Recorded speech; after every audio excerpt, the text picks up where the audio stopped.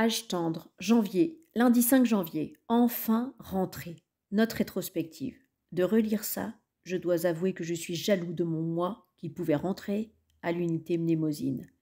J'ai au bord des narines l'odeur tiède des lieux et dans les oreilles les cliquetis des portes qu'on ouvre et les conversations aigrelettes avec les pensionnaires et les sols mous et doux que les pas ne font pas résonner. Au détour des couloirs, le visage de Sola ou d'Octavio ou de Magali. Chez moi. Plusieurs fois, Octavio m'a dit « Ce n'est pas chez toi. Souviens-toi, Valentin, c'est chez personne. C'est un établissement pour personnes en fin de vie. Au mieux, c'est un purgatoire. » Je me souhaite beaucoup ce purgatoire. En janvier, mes retrouvailles avec l'unité ont été ternies parce que j'ai appris en arrivant la mort de 2 pensionnaires, Madame Ledoux et Monsieur Saunier. Je n'avais passé que peu de temps avec eux, et ils étaient extrêmement diminués, mais j'étais triste quand même. Cela s'était passé au cours de la dernière semaine de décembre, l'un après l'autre, comme des bougies qui arrivent au bout de la mèche. Les 2 places libérées avaient été déjà reprises quand je suis arrivée. Les nouvelles venues étaient 2 femmes, plus jeunes que Madame Ledoux et Monsieur Saunier, qui n'étaient pas encore habituées à être dans cet endroit nouveau, ancien. Elles disaient des choses qui laissaient entendre qu'elles trouvaient ça étrange, ce lieu qui avait un air d'autrefois, mais dont elles savaient confusément qu'il était d'aujourd'hui. Il fallait faire particulièrement attention avec elles en traversant les murs. Au bout d'un moment, cependant, chacun s'habitue. Mercredi 7 janvier, jour de visite. Arthur a fait tomber un pot en porcelaine de Delphes, 1000 morceaux. Écoutez Octavio lire Le ravissement de l'Olvestein, Marguerite Duras. Appris à faire des flancs à la vanille à partir de sachets de poudre.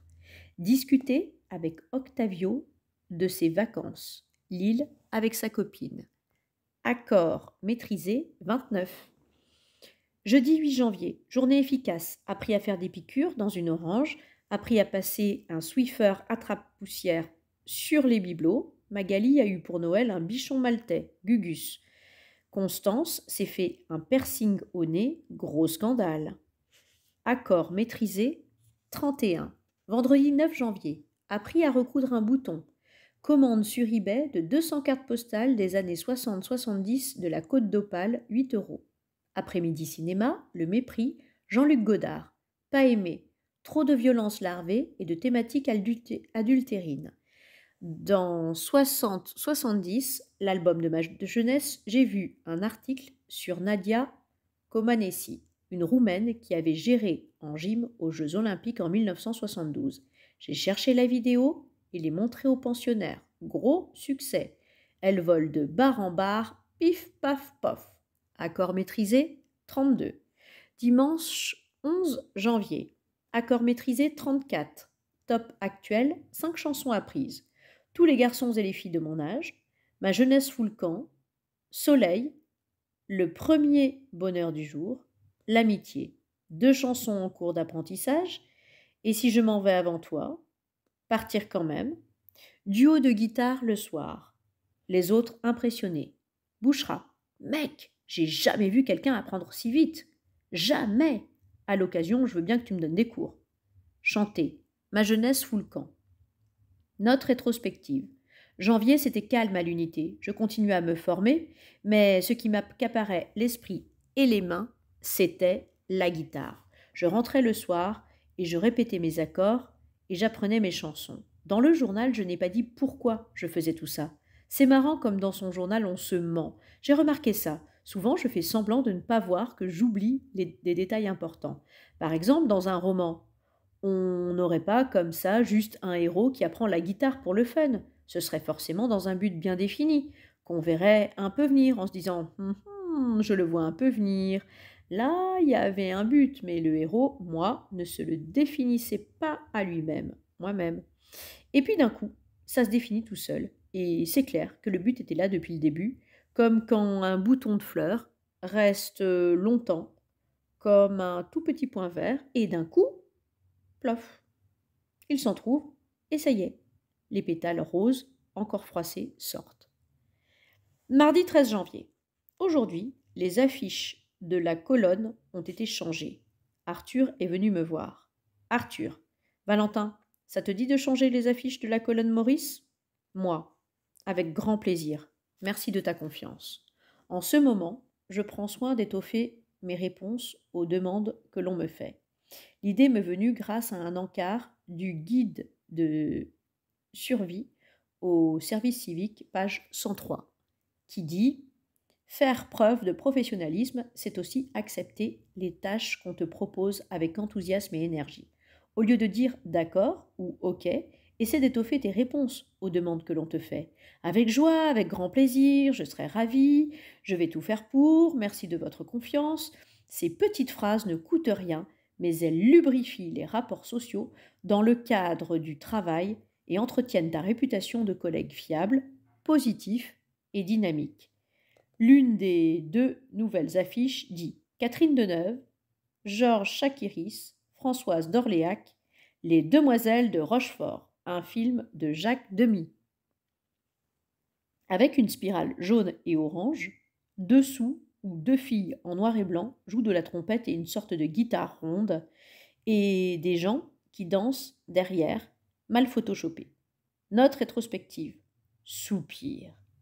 Tout ça sur fond rose, et l'autre affiche dit Catherine Deneuve, Anne Vernon, Nino Castelnuovo, Marc Michel, Les Parapluies de Cherbourg, un film de Jacques Demy, mis en musique par Michel Legrand. Et sur celle-ci, qui est bleue, il y a des notes de musique et un couple sous un parapluie qui se serre dans les bras. Arthur. On va passer les deux films aux pensionnaires dans quelques semaines. Moi, cool. Arthur, tu les as déjà vus? Moi, peut-être, je m'en souviens plus. En vérité, non. J'ai collé les affiches. Mercredi 14 janvier. Énorme perplexité aujourd'hui, car message d'un numéro inconnu sur WhatsApp qui dit « Cher Valentin, ton père m'a donné ton numéro, j'espère que ça ne te gêne pas. J'ai pensé à toi aujourd'hui en tombant sur ces listes Pinterest de style de décoration des années 1960. Bise. Je suis à peu près sûre que c'est M. la marâtre. Je sais pas ce qu'elle fait sur Pinterest au lieu d'être une adulte. Et le copinage, non merci. En plus, je n'ai pas Pinterest, alors il faudrait que je l'installe pour voir la liste et ça risque d'arriver. Notre rétrospective, c'est arrivé le lendemain. Jeudi 15 janvier. On a emmené les pensionnaires se promener dans la rue Georges Perec. C'est un bonheur de se promener dans une rue tiède et ensoleillée, alors que tout dehors est froid et gris. Monsieur Vanti a aperçu les nouveaux posters. Monsieur Vanti, ils vont nous passer du démi, c'est un cauchemar. Madame Laurel, mais non, c'est beau comme tout. Monsieur Vanti, passez-nous Emmanuel, merde. Moi, c'est qui? Madame Laurel. Piou là là, l'écoutez pas, c'est un film pornographique, Valentin, pornographique. Monsieur Vanti, Bruce Lee, alors. Madame Laurel, de neuf, monsieur Vanti. C'est un fait qu'elle est mignonne. Madame Athem, je l'ai bien connue, moi. Catherine Deneuve. J'y donnais des cours de danse. D'une façon générale, il est impossible de savoir si c'est vrai ou non quand les pensionnaires disent qu'ils ont bien connu des gens. Là, par exemple, je pense qu'il est peu probable que Madame Athem ait donné des cours de danse à Catherine Deneuve, dans la mesure où elle a 2 ans de moins que Catherine Deneuve. Je ne dis pas que c'est impossible, mais je reste dubitatif. J'ai cherché Emmanuel et Bruce Lee et c'est du sexe, de la violence. Nous ne pouvons pas cautionner ça ici. Vendredi 16 janvier. À cause du livre 60-70, l'album de ma jeunesse, et aussi d'autres lectures et d'inspiration sur certains sites comme Pinterest, j'ai redécoré ma chambre. J'ai commencé par acheter chez un antiquaire des tas d'anciens exemplaires de Salut les copains. Or, dans plein d'entre eux, il y avait des affiches et des photos de Françoise Hardy et d'autres chanteuses et chanteurs et des pubs. Je les ai découpés, je les ai collés dans ma chambre sur les murs. Ainsi, ma chambre n'est plus nue et froide, mais chaleureuse et enchantante. J'ai aussi rapporté du stock de l'unité mnémosine, en promettant de les rendre à la fin de mon stage, une lampe orange qui ressemble un peu à un champignon et un tapis multicolore avec des formes concentriques et toute une literie colorée, fleurie, pour remplacer ma literie moche. Je me sens beaucoup plus chez moi. Je suis descendue au salon dire aux autres de monter voir ce que j'avais fait de ma soirée. Les autres ont mis en pause leur partie de scull et ils sont montés voir. Vadim. Wow, putain, rétine cramée. Bouchera. Mais trop vintage, j'adore. Constance. Vas-y, j'ai le droit de l'Instagrammer. S'il te plaît. Moi, d'accord. Victor, et la robe là, c'est pour quoi faire? Moi, c'est une robe courrèges blanche. On l'a achetée avec Sola et elle m'a plu. Donc, je l'ai gardée. Victor, mais c'est pour quoi faire? Moi, pour faire joli. Victor, t'es chelou, mec. Tu sais que t'es chelou? Moi, je sais pas. Victor, c'est chelou d'avoir une robe de meuf dans ta chambre quand t'es un gars. Constance, c'est moins chelou que d'avoir un poster de Kama Sutra comme dans la tienne. Bouchera, surtout vu que comme tu pratiques la discipline. Victor, vous savez rien de ma vie sexuelle, ok? Mais on peut se poser des questions sur la sienne, t'as vu? Vadim avait l'air perplexe, mais pas dégoûté par la présence de la robe comme Victor. Je comprends cette perplexité. Moi-même, il y a quelques mois, j'aurais tiqué si j'avais trouvé une robe courrèges dans la chambre d'un garçon. Et je me serais demandé, par exemple, est-ce qu'il la met secrètement? Même si je sais qu'il a parfaitement le droit. Vadim, pas très fort. C'est bon, mec, il peut avoir une robe dans sa chambre, c'est pas illégal. Constance. Voilà, Bouchera. Voilà. Victor. Faut vous faire soigner tous. Serge. C'est vraiment très joli, Valentin. C'est ton univers à toi. C'était vrai. Mais en même temps, pas totalement, puisque je l'ai pris aux années 60-70. Maintenant, je suis au lit et je regarde la robe qui pend. Dimanche 18 janvier. Journée productive. Ce matin, j'ai eu une idée et je suis allée la mettre en œuvre malgré sa nature un peu saugrenue, surtout pour moi. Je suis allée chanter un petit peu dans la rue avec ma guitare pour voir si je pouvais récolter de l'argent pour l'unité mnémosine. Il faisait pas trop froid, ça allait. Au début, les gens étaient un peu surpris. Et puis finalement, j'ai récolté plus de 9 euros en une heure. Pas mal. J'avais mis la perruque, etc. Note rétrospective. Exemple typique de mensonge à soi-même. La perruque. Quelle perruque? Là, on dirait que le machin tombe du ciel. Alors que cette perruque, c'était une perruque à franges, blonde, à cheveux raides. Je l'avais achetée sur eBay la semaine précédente et essayée au moins 15 fois. Autre exemple. Ne pas décrire le etc. qui était un pantalon patte def blanc et un pull bleu marine en mohair que j'avais récupéré à l'unité 2 semaines plus tôt. Autre exemple. Rester flou sur l'endroit, comme si c'était en bas de la rue que j'avais chanté ces chansons. En fait, c'était dans la gare de Lille, Europe. J'étais allée à Lille en train parce que je voulais chanter dans un endroit où on ne me connaisse pas. Et puis pour être honnête, j'avais un peu peur de me faire taper dessus à Boulogne en chantant habillée en Françoise Hardy. À mon retour, le soir, les autres m'ont demandé où j'étais passée. Les autres, t'avais disparu, on était inquiets. Moi, je vous avais dit que je ne serais pas là pour la journée. Constance, et comme par hasard, t'arrives juste à temps pour le début du film, alors qu'on a déjà fait tous les pop-corns. Il faut préciser que nous avons décidé récemment de regarder un vieux film tous les dimanches. C'est Serge Kehen qui l'ait choisi, car il a un goût sûr. Le film, c'était The Truman Show, et c'était très intéressant. Ça parlait d'un monde totalement créé, avec un monsieur, Truman, pour qui ce monde était exclusivement créé. C'était tout à fait réaliste. J'aime moins les films pas très réalistes.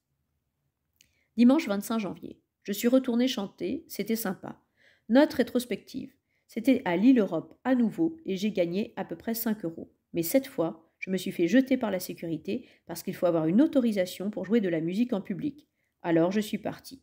Mais un jeune homme avec des dreads et un air de musicien qui portait sur son visage et aussi sur son dos guitare m'a conseillé d'aller sous le pont entre l'île Europe et l'île Centre que les policiers ne vérifiaient pas. J'y suis restée 2 heures et j'ai gagné une trentaine d'euros. Il faisait plus froid que dans la gare. Les gens s'arrêtaient pour chanter.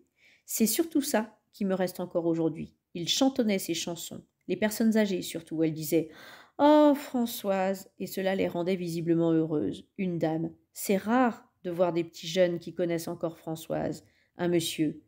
Vous savez jouer sur la corde sensible, vous? Moi, laquelle? Le monsieur. La nostalgie, tiens. Cette fois encore, je suis rentrée juste à temps pour le film et les pop-corns.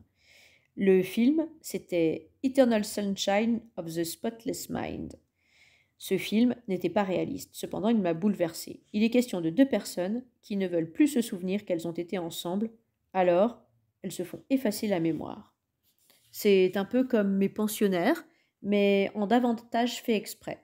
Je me suis dit ensuite que si maman et Sola se faisaient effacer la mémoire, pour maman de papa et pour Sola de son amoureux qui est mort, ça arrangerait bien des choses. La morale du film avait toutefois l'air de ne pas être d'accord avec ce constat, mais sans le dire clairement. Je préfère quand les films ont une morale claire.